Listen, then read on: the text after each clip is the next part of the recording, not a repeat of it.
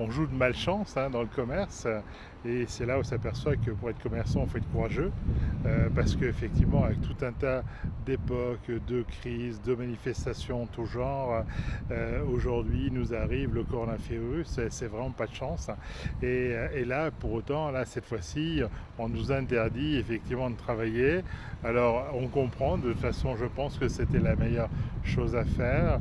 Ça va avoir un impact économique fort sur les entreprises et en l'occurrence sur le commerce de centre-ville. Le commun des mortels pensait que les commerçants, artisans, chefs d'entreprise allaient toucher plein d'argent de l'État de partout. Il n'en est rien.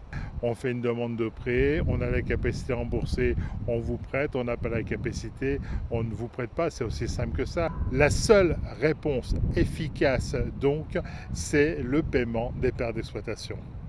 Les restaurateurs sont impactés inévitablement.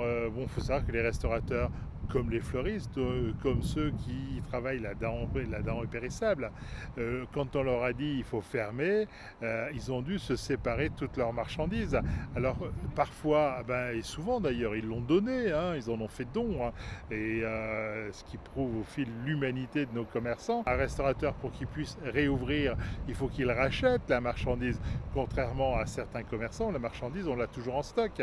Quand on va vouloir réouvrir, on ne sait pas trop quand, on parle de 15 juillet, on dit effectivement un client sur deux, la distanciation dans un restaurant, c'est très compliqué, c'est tellement compliqué que parfois faire la moitié de couvert, ce sera économiquement pas viable. Donc certains restaurateurs se posent la question de réouvrir ou pas, parce qu'on ne peut pas réouvrir uniquement avec la moitié des couverts. J'ai proposé à mes clients restaurateurs, quand une personne rentre avant, on prend sa température, on lui fait se laver les mains avec du gel hydroalcoolique pour vraiment rassurer. Les restaurateurs sont des gens intelligents, donc ils veulent le bien de leurs clients comme le bien de leurs salariés.